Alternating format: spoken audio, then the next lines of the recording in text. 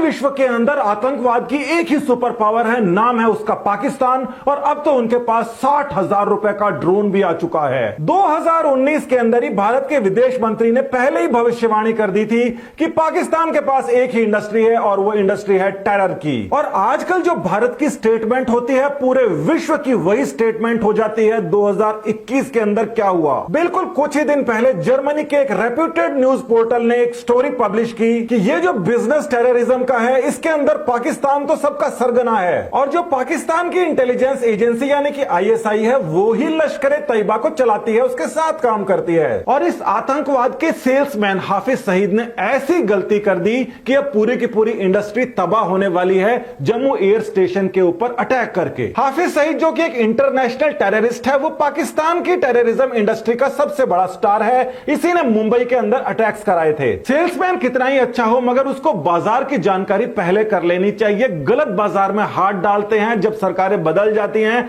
तो मामला पेचीदा हो जाता है, मुंह की खानी पड़ जाती है, जैसा होने वाला है। यह खबर आ चुकी है कि लश्कर तैयबा ही इन ड्रोन अटैक्स के पीछे था और अब और ड्रोन अटैक्स करेगा तो इंडिया क्या करेगा। समय के साथ जो भारत में सरकार आई है, वो सालों साल की इंक्वायरी कमीशन के ऊपर टाइम खर्च नहीं करती, डिसीजन लेती है ऑन द स्पॉट। और तकरीबन डिसीजन लिया जा चुका है कि इजराइल के एंटी ड्रोन सिस्टम आएंगे। इजराइल के पास में वर्ल्ड के सबसे सोफिस्टिकेटेड एंटी ड्रोन सिस्टम है। और यहां पे आ जाता है पाकिस्तान के लिए सबसे बड़ा पेज, क्योंकि इंडिया के हेलीकॉप्टर तो पाकिस्तान नहीं उड़ा पाया, मगर उनके फाइटर जेट्स अब यहां के ड्रोनों से उड़ेंगे, तो वो कैसे बचाएगा। अब देखिए, यहां पे जम्मू है जहां पर अटैक किया गया था ड्रोन से, और ये जो जम्मू है ये पाकिस्तान से बहुत ज्यादा नजदीक है।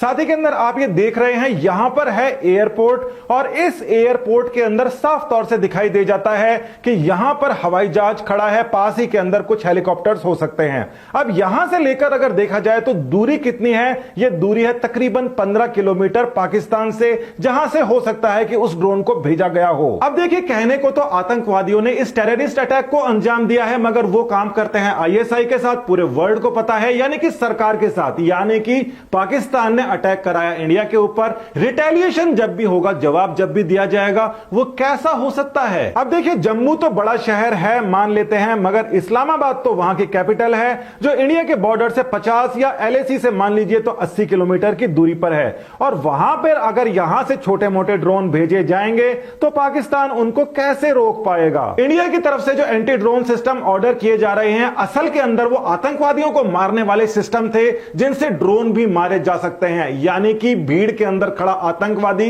एक ही गोली से कैसे मरेगा, अब आप देखेंगे। इजराइल की कंपनियों से स्मैश 2000 प्लस सिस्टम बहुत ही इमीडिएट बेसिस के ऊपर खरीदे जा रहे हैं। ये जो एंटी ड्रोन सिस्टम है, केवल इतना सा होता है और साथ के अंदर किसी भी राइफल के ऊपर ये लग जाता है। यहां पर आप देख सकते हैं, इसका जो ट्रिगर है, इसको भी ये एंटी ड्रोन सिस्टम ही चलाता है, यानी कि जैसे ही रेंज में आया, गोली से उड़ा दिया। और ये जो एंटी ड्रोन सिस्टम है, इसको बहुत दूर से भी काम में लिया जा सकता है। लैन केबल से ये दिल्ली से बैठा बैठा भी लग सकता है। और यहां पर जो दिखाई दे रही है, ये एक गिम्बल है, और इस गिम्बल से 360 घूम घूम के निशाना लगाया जा सकता है। और ये जो कंपनी है, दावा करती है पहले ही फायर के अंदर 100% टारगेट को लगेगा, चाहे ड्रोन हो या फिर लॉक किया हुआ आतंकवादी। इस प्रकार की कई सारी यूनिट्स अलग अलग जगह पर इंस्टॉल की जा सकती है, बैटरी के साथ में, पावर के साथ में, और बहुत दूर से ऑपरेट किया जा सकता है। ये अपने आप बता देती हैं कि वहां पर अगर कोई इंसान आया है और खुद दूर से बैठा हुआ आदमी वहां से फायर कर सकता है, 100% एक्यूरेट। ये बहुत ही ज्यादा उन्नत टेक्नोलॉजी है, और ये विशेषकर इस समय ड्रोन्स के लिए काम में ली जाती है, मगर मिलिटेंट्स के लिए ये तैयार की गई थी।